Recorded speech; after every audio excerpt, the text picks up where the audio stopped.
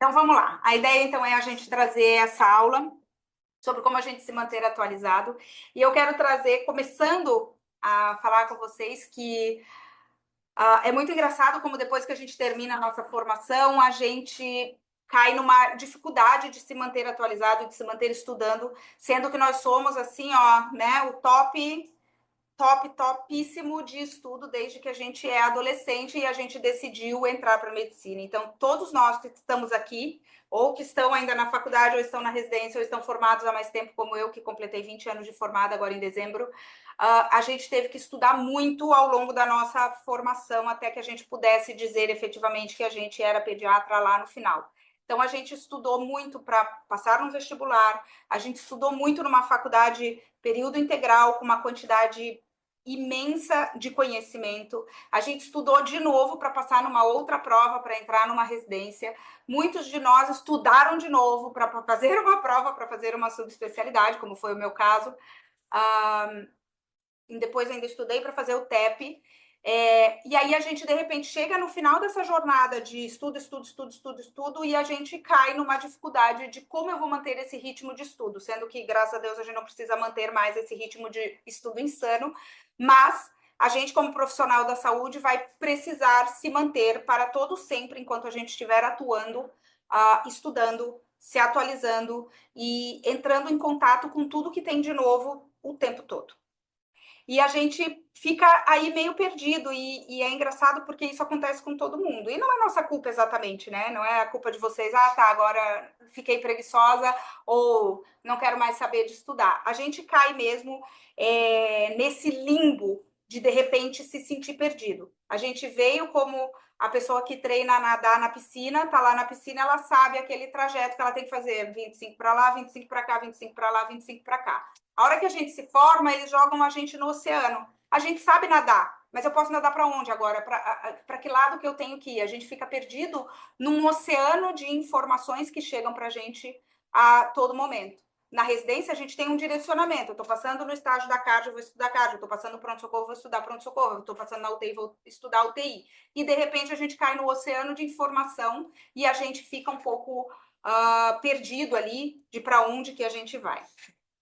Então, o objetivo da aula hoje é justamente mostrar para vocês, deixa eu só diminuir isso aqui, é justamente mostrar para vocês como que a gente pode manter o ritmo de estudo, porque é tão difícil a gente manter, e achar aonde continuar estudando, entender alguns conceitos como fomo e motivação, saber como definir objetivos de estudo de uma forma prática e sem que consuma a nossa vida, né? Afinal de contas, a gente estudou a vida inteira, um pouco a gente agora quer continuar e precisa continuar estudando, mas sem que isso domine 100% da nossa vida, e como construir um plano de estudo de fato que seja factível, que a gente consiga cumprir ao longo desse nosso ano, dos nossos próximos 12 meses de estudo.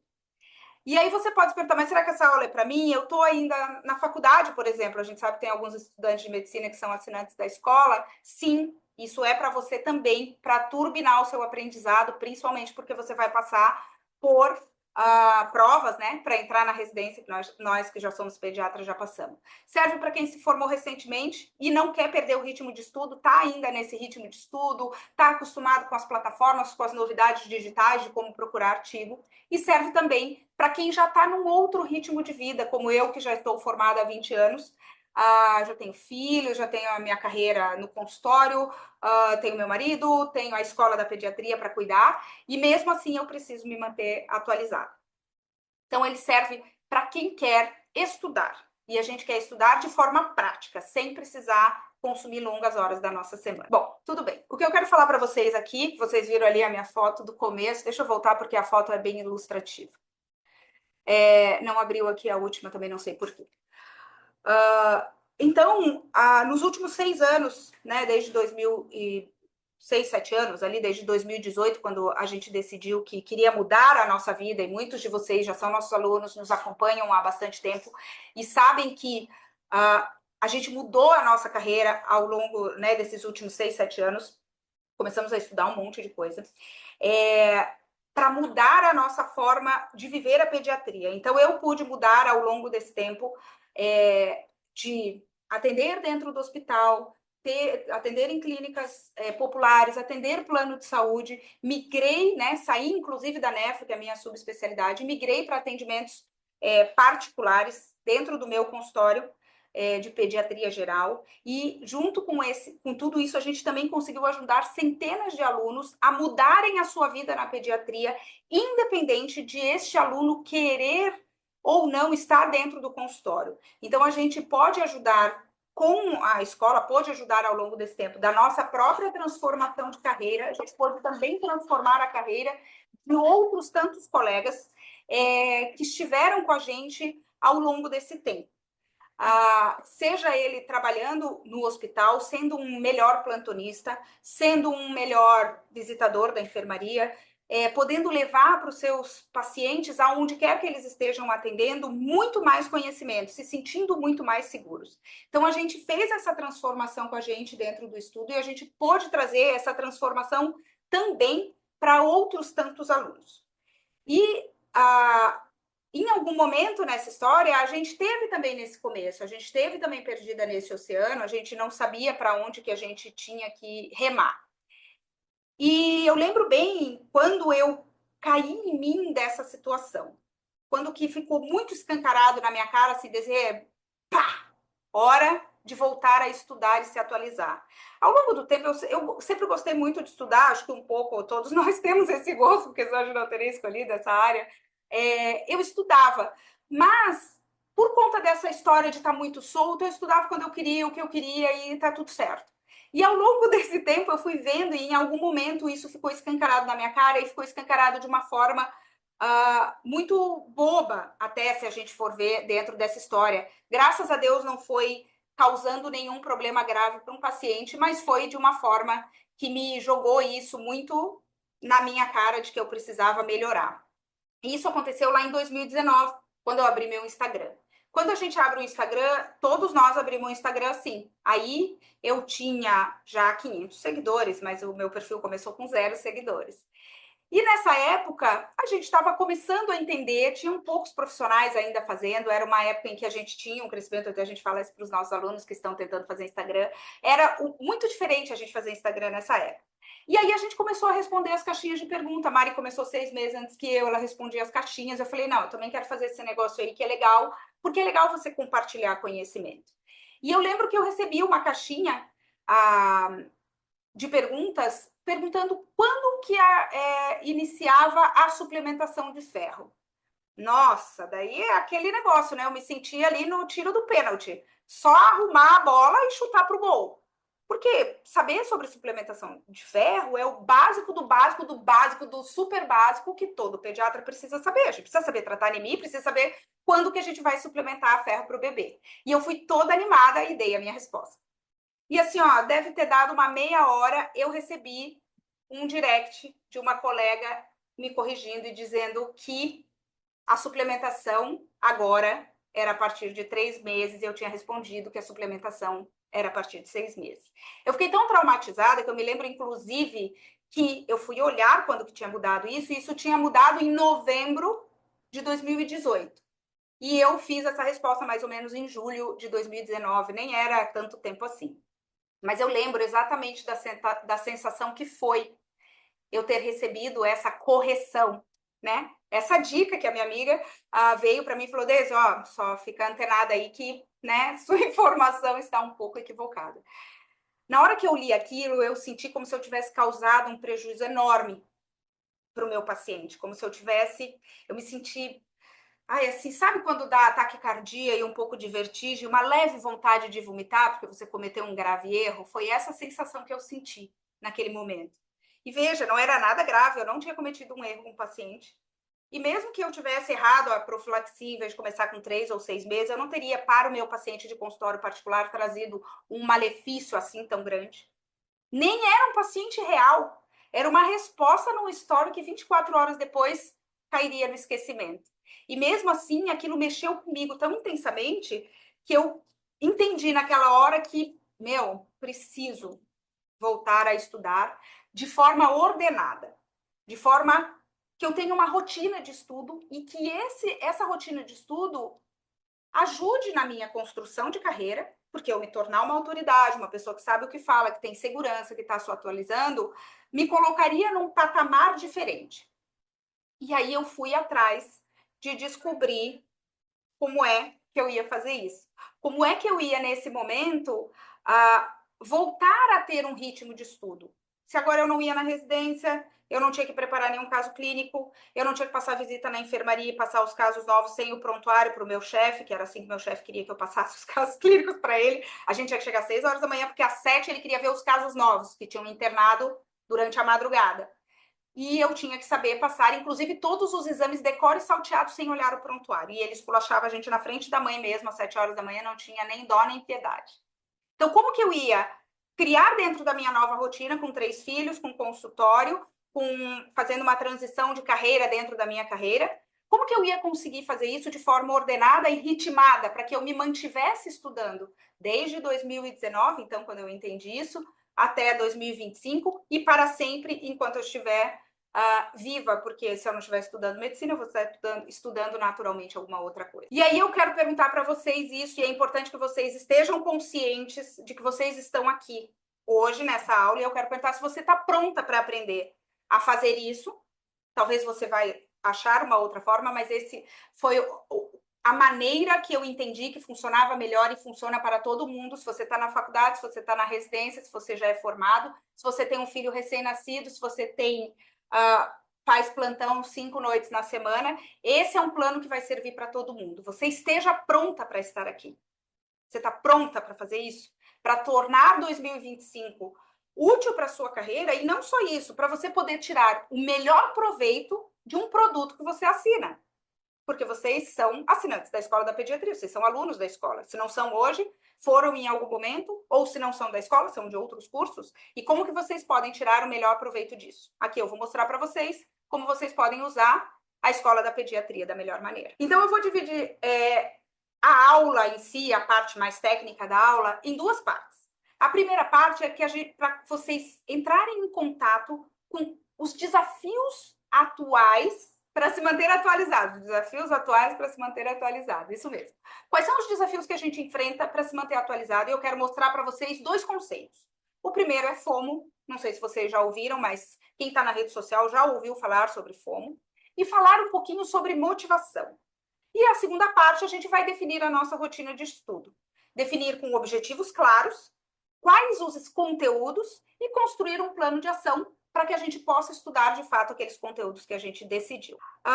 Quando eu contei para vocês daquela história de que eu estava lá, me dei de cara com não saber nem mesmo suplementar ferro, eu, uma pediatra de consultório particular, e eu não sabia como fazer a suplementação de ferro, eu fiz o clássico, eu fui atrás da nossa referência. Quem é a nossa referência? Quem a gente usa como referência para as nossas tomadas de atitude?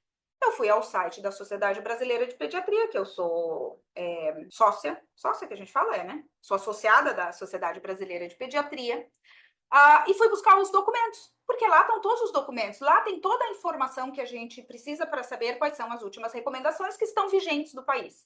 Existem as recomendações maiores, né, do Ministério da Saúde e as maiores da Sociedade Brasileira de Pediatria.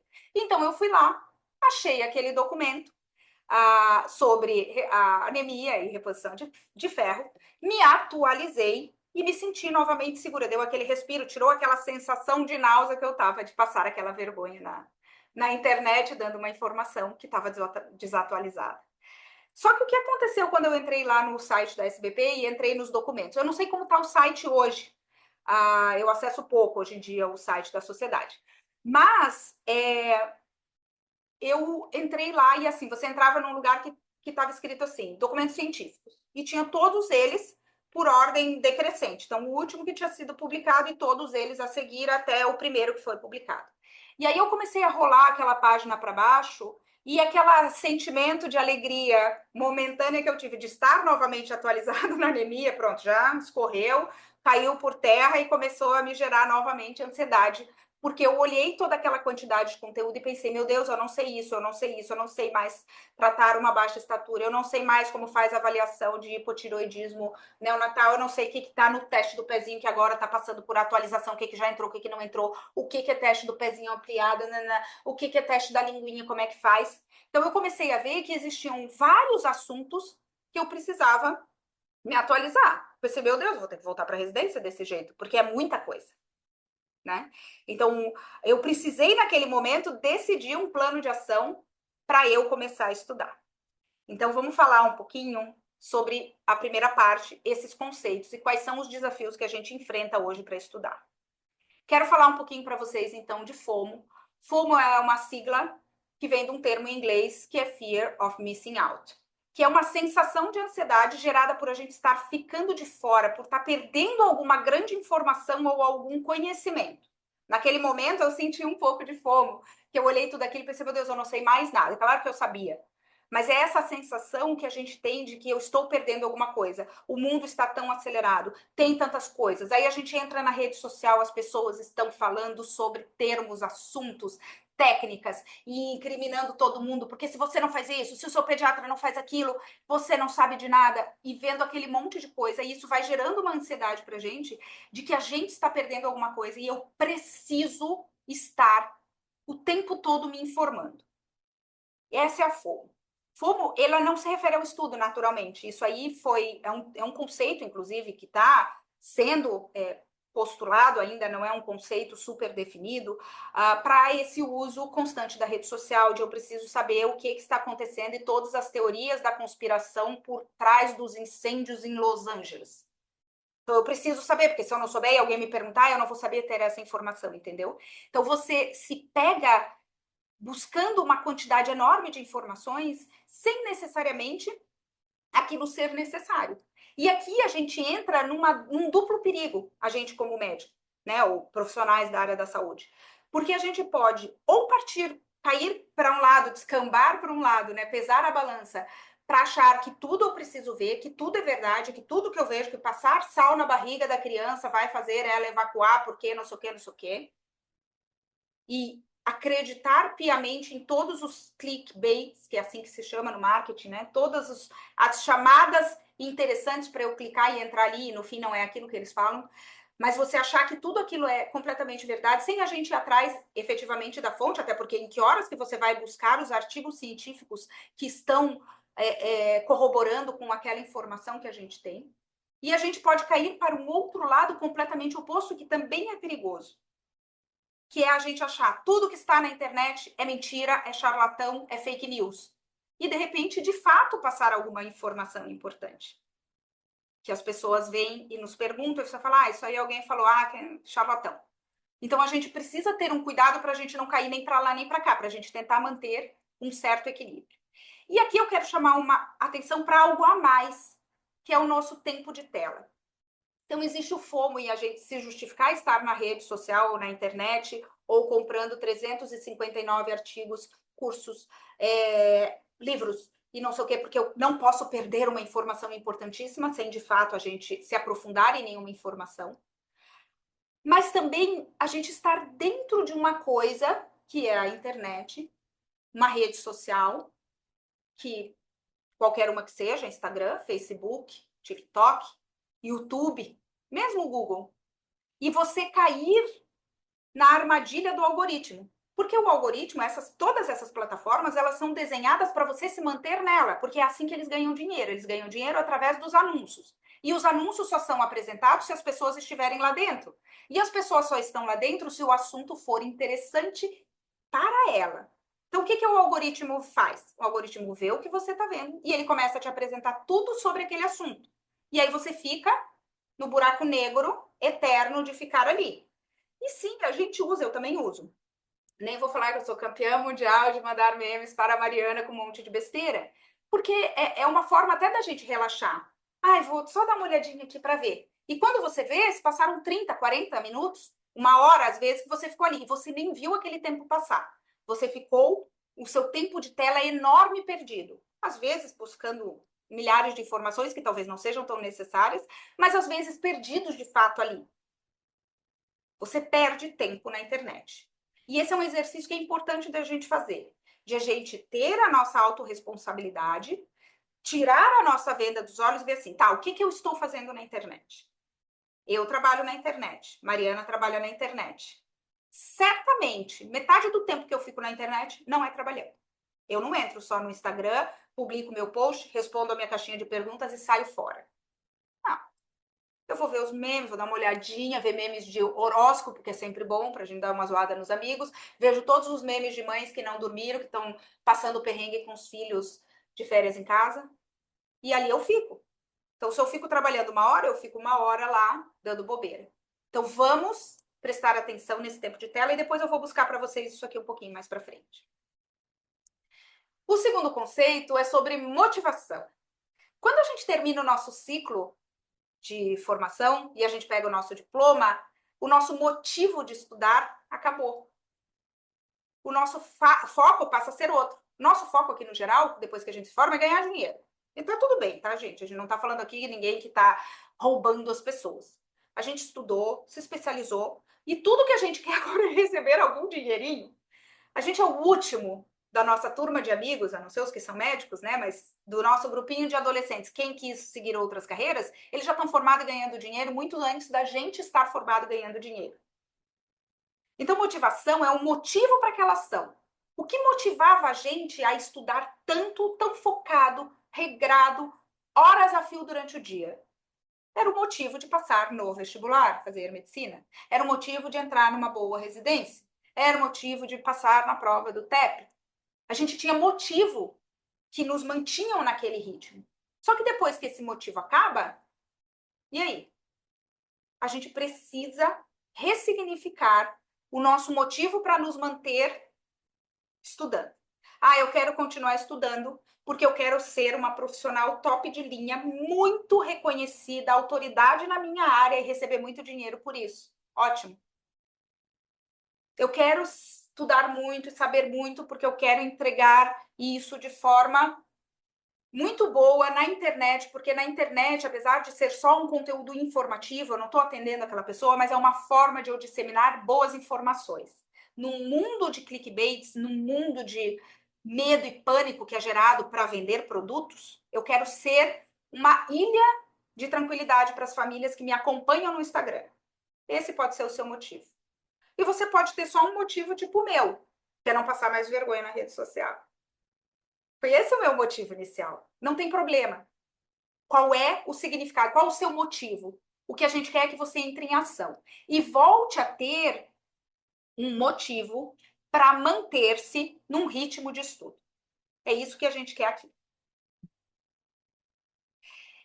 E aqui eu trouxe para vocês alguns casos palpáveis, porque às vezes a gente sabe, porque eu e a Mariana também temos pessoas que a gente segue, que a gente compra produtos, que a gente é aluno, e parece que o que aquela pessoa fala não é a mesma vida que eu tive. A gente teve a mesma vida que vocês, eu tive 500 seguidores no Instagram, eu tinha meu cabelo marrom. E a gente pôde compartilhar ao longo desse tempo histórias fantásticas de outros colegas, que também, através do conhecimento, transformaram a sua carreira e a sua vida, ressignificaram o seu motivo de estudo. A gente encontrou essas pessoas, são fotos que a gente tirou no congresso, que bom que essas fotos apareceram. Que a gente tirou no congresso, quando a gente pôde encontrar vocês, cara a cara, abraçar e ver o brilho no olhar, da alegria de ser pediatras, independente de onde você esteja. Ah, eu atendo no posto de saúde, eu atendo no hospital, eu atendo plano de saúde, não importa.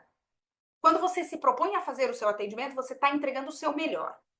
Aqui a gente encontrou e eu trouxe alguns exemplos para vocês. Uma Gidiel que atende no interior do Ceará, eu acho.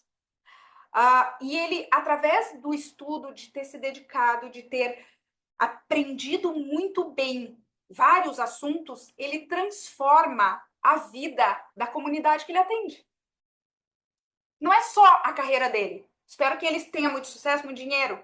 Mas não é só isso. Ele está transformando a vida daquele lugar, que é um lugar longe. Não está em São Paulo, Rio de Janeiro, aqui na minha cidade, que a gente tem medicina de ponta. Ele é a medicina de ponta. E se ele não estiver lá estudando, se atualizando, aquela população vai sofrer. Uma população carente, que não tem acesso a uma medicina mais moderna ou com mais recursos. mas ela tem acesso à medicina de ponta, porque o cérebro dele, o motivo dele, a motivação dele é se manter atualizado, entregando o melhor para aquele paciente. A gente tem a Renata. A Renata, nossa, vai ganhar o prêmio de aluna destaque. Ela está toda aula.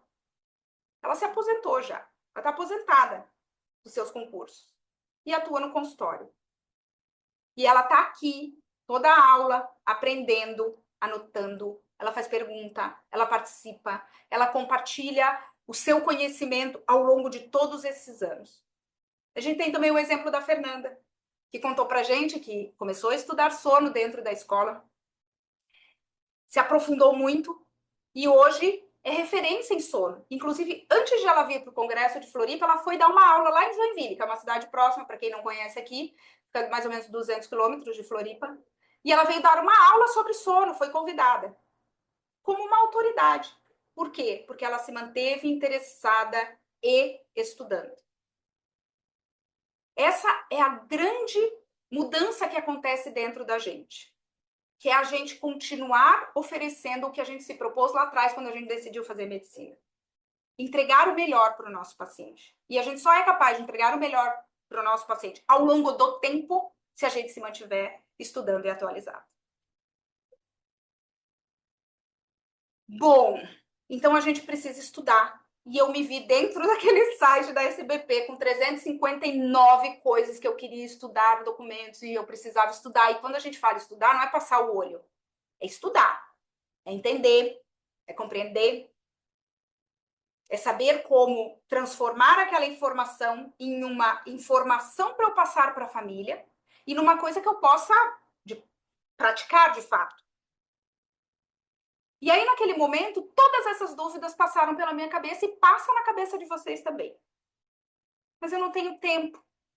Onde que eu vou arranjar tempo? Porque eu tenho 3 filhos, a escola, o consultório, a minha casa, a minha vida, a minha saúde. Depois de uma certa idade, 359 exames de rotina. Por onde que eu ia começar aquela história? Tá, eu sabia que eu tinha que estudar anemia, daí eu estudei, que era o primeiro documento que eu fui atrás, mas e depois? O que eu vou estudar depois? Qual é o próximo conteúdo que eu vou estudar? Onde eu encontro os conteúdos atualizados? Ali tinha, mas ali é a mesma coisa, ele sai com uma certa frequência. E tem documentos desatualizados. E às vezes você vai pesquisar no Google e você vai achar um documento que está desatualizado. Onde eu acho o conteúdo bom, prático, porque também de nada adianta a gente ficar estudando horas e horas e horas um conteúdo que não vai ser prático e útil. E em que momento? E se eu tiver alguma dúvida, para quem eu vou perguntar? Né? Com quem eu vou trocar essa experiência? Ah, eu tive esse caso, eu atendi um paciente assim, eu li ali, mas será? Como é que é? Porque a gente sabe que as coisas são mas tem o que, né? A gente tem que dar uma manejadinha ali. Atendo no hospital, lembra, eu sempre digo, lá na Santa Casa, onde eu fiz residência de nefro, a gente tinha que ser um pouco MacGyver. Então, assim, tem um sistema de diálise pronto para fazer diálise peritoneal em bebês, da UTI NEL? Tem. A gente tinha sempre? Não. Como é que a gente faz? A gente pera, eu preciso de um componente assim, um componente assado, um sisteminha, daí eu preciso ter um fluxo de entrada e saída para o líquido de diálise entrar. E aí a gente, não, pera, busca um não sei o que, um chiclete, um clips, pronto, virou um sisteminha de diálise. Então a gente também precisa pegar essa informação atualizada e encaixar ela na nossa realidade. Porque nem todo lugar tem uma realidade de estar no Albert Einstein, em São Paulo. E às vezes a gente precisa trabalhar isso com um especialista, né? E saber, pera, como é que eu vou organizar isso? Então, eu sei que quando a gente olha tudo, e inclusive quando a gente entra na escola da pediatria, às vezes a gente fala, quando a gente anuncia a nossa escola, porque a nossa escola, ela é um negócio, e a gente faz anúncio, vocês veem os nossos anúncios. 175 aulas, a pessoa pode pensar, nossa, nunca vou conseguir estudar isso, tô fora.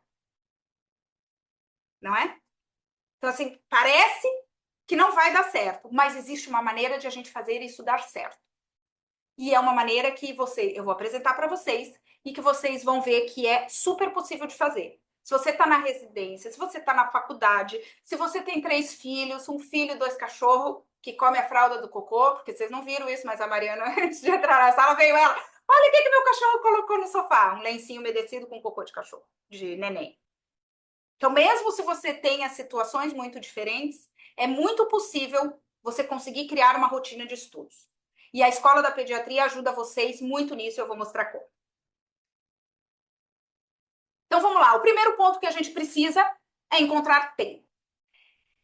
E a gente precisa que vocês separem apenas e unicamente 2 horas da sua semana. Só. Só 2 horas? Só 2 horas. Você não precisa separar um final de semana inteiro. Você não precisa estudar 5 horas seguidas. Você não precisa passar 3 noites indo na escola para ter aula. Você não precisa voltar na residência, que foi o meu pensamento inicial. Nada. Você precisa de 2 horas na sua semana. E eu garanto para você que em dezembro de 2025 você será outra profissional. São 2 horas apenas. E como que a gente vai dividir essas 2 horas na semana? A primeira hora é para você assistir a aula ao vivo. E por que é importante você assistir a aula ao vivo? Ah, desse aí eu faço plantão toda terça-feira, não vou conseguir. Tudo bem. Aí você vai programar que na quarta-feira você vai assistir a aula de terça. Não tem problema. Mas é interessante você estar aqui ao vivo, porque a gente precisa, de alguma forma, e eu falei isso para vocês na motivação, sinalizar o nosso cérebro que ele precisa estar pronto para estudar. Quando a gente encaixa isso na nossa rotina, o nosso cérebro se prepara para isso. Ah, tem um jantar na terça-feira eu não posso porque eu tenho aula da escola. Ou tem que ser às 9 horas da noite. Ah, eu tenho... Não, terça-feira eu tenho aula da escola. Você tem um compromisso. E o seu corpo, o seu cérebro, todas as células do seu corpo se preparam para estar aqui nesse momento. Você vai sentar, você vai pegar um caderno, você vai fazer as suas anotações. Se você tiver dúvida, você vai perguntar, abrir sua câmera, abrir seu microfone, falar ou escrever no chat. Isso já começa a setar para você, a determinar para você o seu novo ritmo de estudo. Eu tenho aula todas as terças-feiras. Então é importante isso. E a aula ser frequente, sempre no mesmo horário, sempre no mesmo dia, salvo raras exceções, é porque isso é importante para o aprendizado, é importante para a gente estar preparado para estar ali. E a segunda hora você vai usar para revisar alguma aula. E a gente vai decidir, a gente não, eu não vou decidir por vocês. Vocês vão decidir, cada um de vocês vai decidir qual é o cronograma de estudo para os próximos meses. Então, vocês vão decidir qual vai ser a aula que você vai revisar naquela semana. E, de preferência, que você também escolha esse segundo dia como um dia fixo. Eu vejo a aula terça, e aí no domingo de manhã... domingo de manhã eu gosto de estudar de domingo de manhã, ou domingo à tarde, mas domingo à tarde eu tenho preferido dormir um pouquinho, então eu passo para domingo de manhã. Então, separa uma hora no domingo de manhã, imprime o resumo ou a transcrição da aula, o que quer que seja, o material que tenha lá de apoio, e assista a aula prestando atenção. Sente e estude, como se você estivesse na escola. Porque isso é importante. E aonde que nós vamos achar 2 horas, você pode estar se perguntando. Lembra que eu falei lá atrás que a gente perde pelo menos meia hora na rede social? É aí que você vai achar suas 2 horas. E eu não tô falando que você não pode continuar mandando meme para suas amigas. Sinto muito, Mari, vou continuar te mandando memes. Porque se você perde meia hora ao longo da semana, se 4 dias você não perder meia hora, você já juntou 2 horas aí.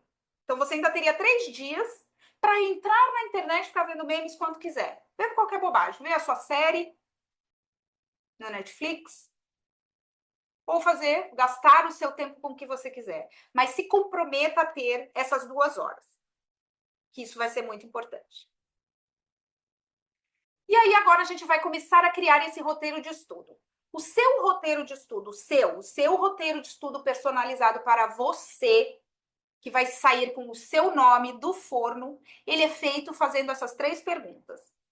Aonde você atua hoje? Qual é o seu objetivo atual para os próximos 6 meses? Quando eu digo atual, é o seu objetivo de curto prazo. Então, a gente divide sempre objetivos curto, médio e longo prazo. A gente vai colocar aqui como curto poderia ser 1 ano, mas vamos colocar curto 6 meses. E que assunto que hoje te causa ansiedade? Por que essa pergunta do causa ansiedade é importante?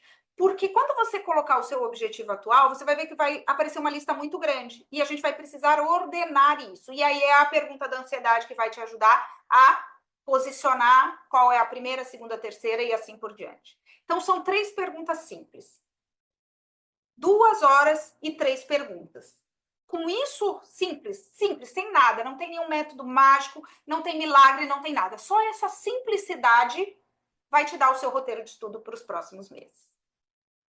Então, vamos lá. A pergunta 1 é onde você atua hoje? Eu atuo no consultório particular.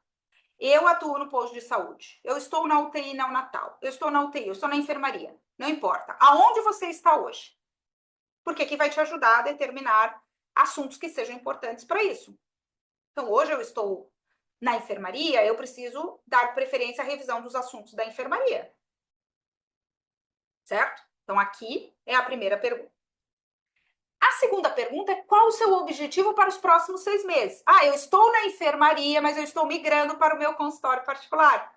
Então, a gente tem 2 objetivos aqui. Eu preciso me manter atualizado no que eu faço hoje, mas eu preciso mesclar isso com um consultório, porque eu preciso começar a estudar aqui. A gente sabe que a nossa formação, na esmagadora maioria das residências, é hospitalista.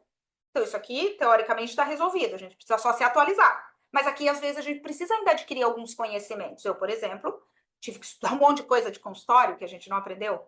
Eu não aprendia, ou não aprendi, ou talvez você também não aprendeu. Então, qual é o seu objetivo para os próximos 6 meses? Porque ele vai te setar. Ah, não, daqui a 5 anos eu quero. Ah, tá, daqui a 5 anos a gente vai ver. Por enquanto, a gente vai trabalhar para os próximos 6 meses para a gente fazer um roteiro que comece a fazer parte da sua vida. E, por fim, a gente vai pensar qual é o assunto que te causa ansiedade. Porque, eu tô na enfermaria, mas eu quero ir para o consultório, só que o que me causa mais ansiedade é um assunto da enfermaria. Mas o que causa mais ansiedade é quando eu vou no consultório e os poucos pacientes que eu atendo, eles têm queixa de amamentação e eu não faço a menor ideia como resolver isso. Ou eu atendo queixas de sono e eu nunca aprendi isso. Então, quais são os assuntos que te trazem ansiedade? Quando eu estava terminando a minha residência de nefro, né, o R4, o meu marido tinha feito residência no interior de São Paulo e a gente tinha intenção de casar e morar lá. Lá em Taubaté, se alguém conhece ali a região. E em Taubaté a gente tinha 2 opções de hospital para trabalhar na época, que era o São Lucas, que era o hospital da Unimed, e o Hospital Regional de Taubaté, do Vale do Paraíba. Só que o hospital, qual era o problema do Hospital Regional do Vale do Paraíba? Ele era referência para trauma da Dutra. Eu odeio emergência. Então, assim, se eu já odeio emergência normal, tipo, uma parada cardíaca, pense em receber um paciente de trauma. Tinha uma sala de trauma com um traumatologista, mas quando era pediátrica, eles jogavam para o pediatra atender. Como que eu ia resolver isso? Ou eu não ia trabalhar e aposentar meu diploma antes mesmo de ele ter saído do forno, ou eu ia ter que resolver isso de uma forma. O que eu fui fazer? Inclusive, o próprio hospital oferecia essa oportunidade lá no local. Eu fui fazer o ATLS. Eu já tinha o PAUS. Mas eu precisava aprender a tratar trauma de forma mais intensa. Então, eu fiz o ATLS. Paguei o curso, recebi a apostila, estudei a apostila e fiz aquele final de semana de imersão em trauma. Graças a Deus, usei pouquíssimas vezes. Deus me protegeu. Mas, pelo menos, assim, eu me sentia segura para atender? Não, mas eu me sentia confortável em, pelo menos, entender que, apesar de eu ficar com aquela sensação de quase morte, Mariana me viu atendendo a emergência, tipo, eu fico pálida e tem uma lentidão no movimento, mas o conhecimento continua ali e ele vai vindo. Então, assim, pelo menos eu sabia o que eu tinha que fazer. Talvez eu fizesse meio passando mal e um pouco de oxigênio e meio um pouco de oxigênio no paciente. Mas pelo menos eu tinha esse conhecimento.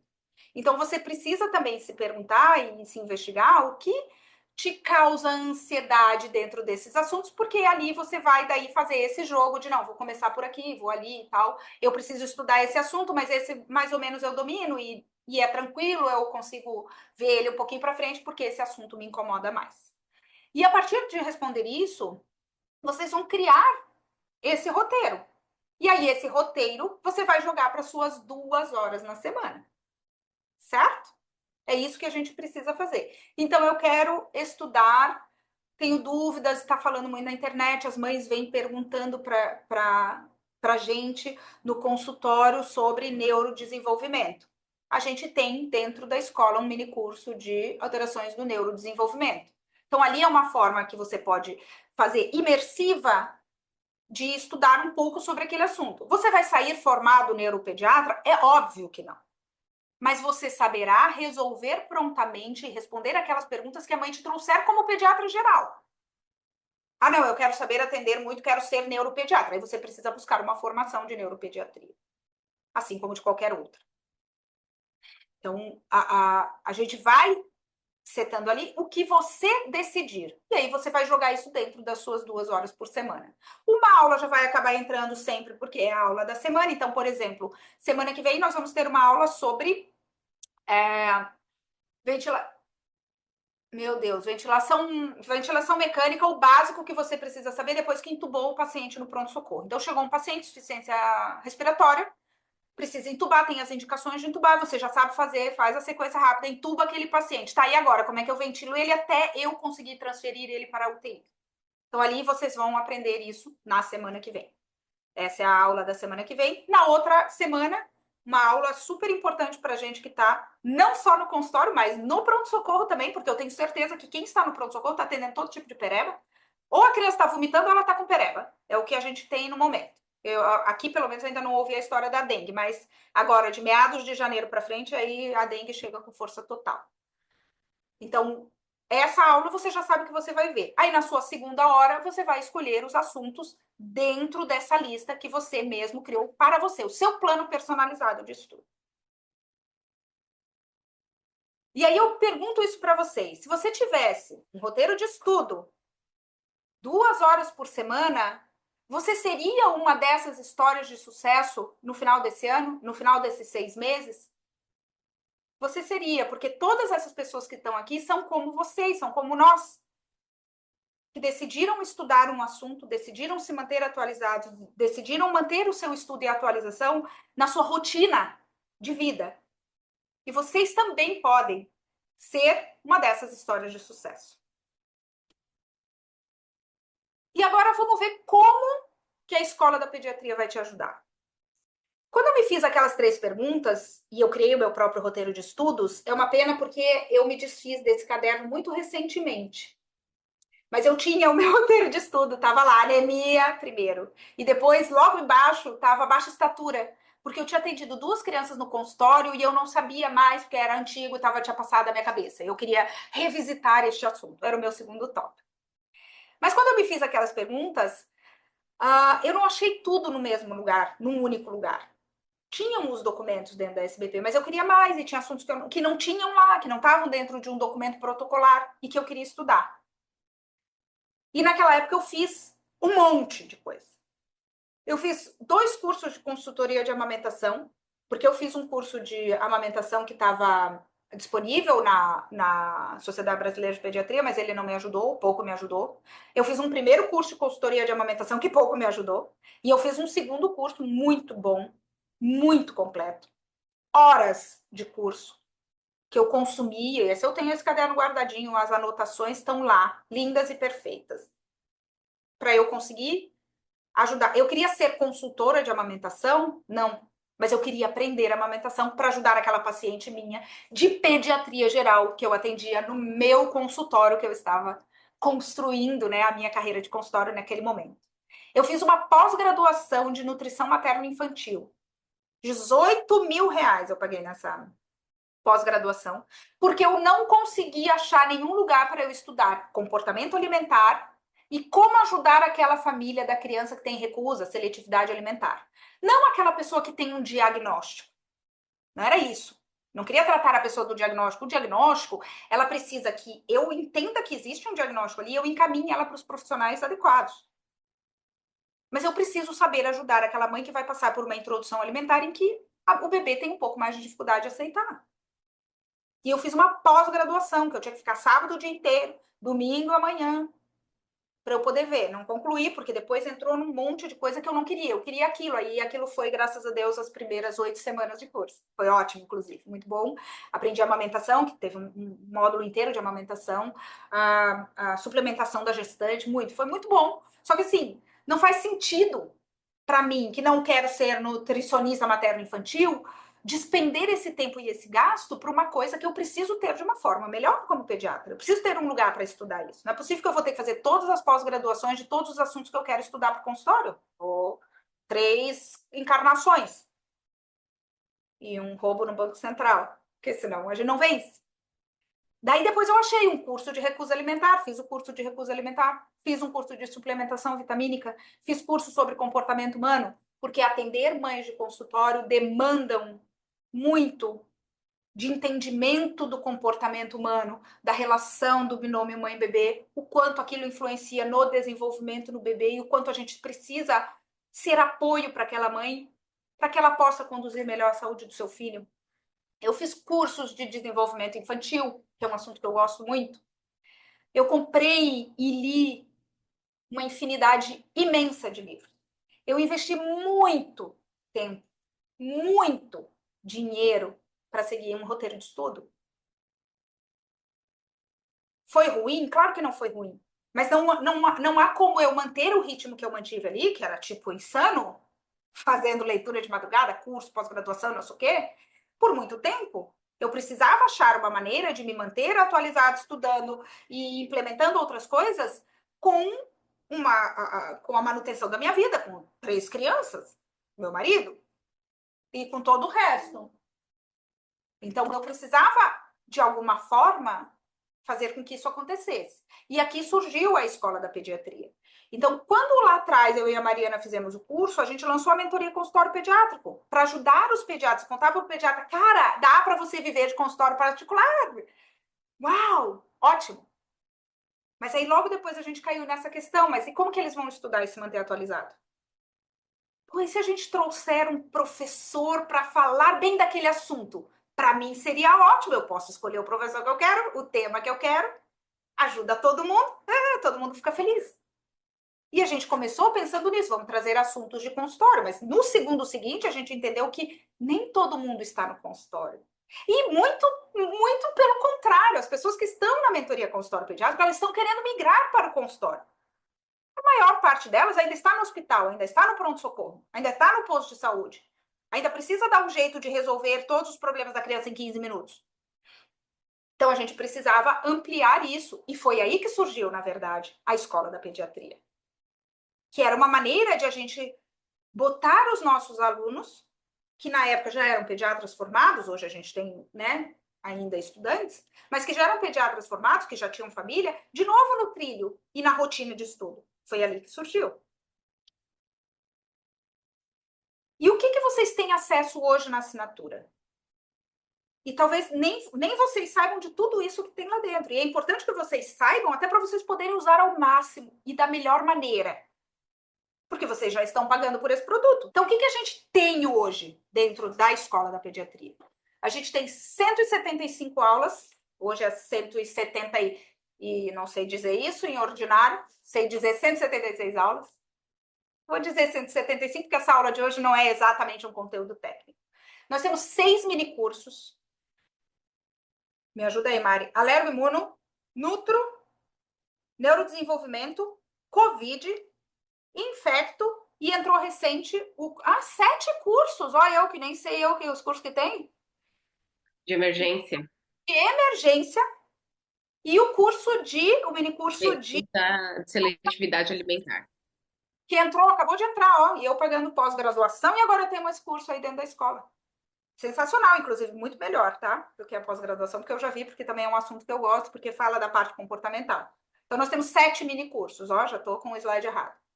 Resumo, material de apoio, uma área de membros para vocês tirarem suas dúvidas, assistir a aula.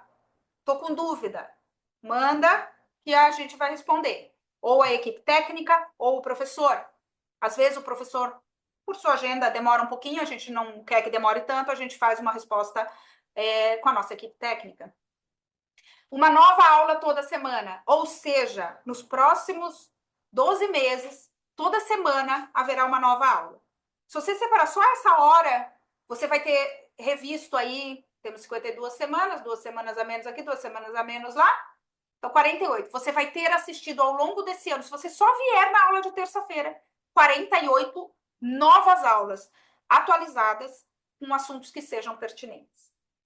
E assuntos que são sugeridos por vocês, inclusive.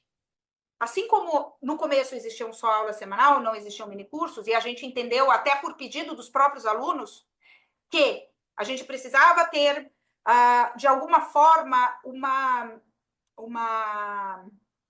imersão em um assunto específico, que surgiu o minicurso. A escola é um grande universo vivo e dinâmico. E ela se movimenta e acompanha o ritmo de vocês. Poxa, Desê, seria legal se a gente pudesse ter uma aula X. Tem uma sugestão desse professor, a gente vai atrás. Nem sempre a gente consegue aquele professor que foi sugerido. Mas se a gente conseguir, a gente vai trazer. Mas o assunto a gente vai trazer. Não existe só uma pessoa que pode falar sobre aquele assunto. Então a gente vai trazer dermatose, que foi um assunto que foi muito pedido, disruptores endócrinos, que é uma coisa que a gente vê muito na internet, que é um desses assuntos que eu falei, que eu comecei a ver, eu falei assim, cara, esse negócio, como falam tanto, deve ser fake news. E não é. Então a gente vai trazer um especialista para falar sobre isso. Então a participação de vocês aqui dentro da escola é vital para que ela continue rodando da melhor forma possível para vocês. Sugestões de aula, façam as perguntas, estejam presentes aqui na aula, aproveitem que o professor está aqui e façam perguntas para eles. E além disso, a gente tem essa possibilidade de manter um ritmo de estudo de forma leve e organizada. Então, ter o nosso corpo preparado para toda terça-feira eu tenho uma aula, é o meu compromisso. Ah, é meu aniversário de casamento. Tá, daí esse dia você não vem, tá desculpada. Mas você sabe que aquele compromisso faltou, no dia seguinte você vai cumprir. Então, a escola da pediatria, vocês que já estão aqui, já são assinantes, é a melhor coisa que vocês têm, tá tudo na mão de vocês. Agora, inclusive, até como vocês fazerem um roteiro de estudos. É só colocar em prática e transformar 2025, né, no ano de 2025, transformar a sua prática clínica. E depois de 12 meses fazendo isso, nunca mais vocês perdem esse ritmo, porque a gente se acostuma. Isso vai virar hábito. Nada como passar 12 meses fazendo a mesma coisa para virar um hábito. Olha, 12 meses é tempo. Então se comprometa com você e com as famílias que você atende. Com a sua família. De você ser um profissional que eles vão se orgulhar. De você ganhar mais. De você não passar vergonha na internet. Ressignifique a sua motivação. E crie o seu ritmo de estudo. Obrigada a todos e sejam muito bem-vindos a mais um ano da Escola da Pediatria.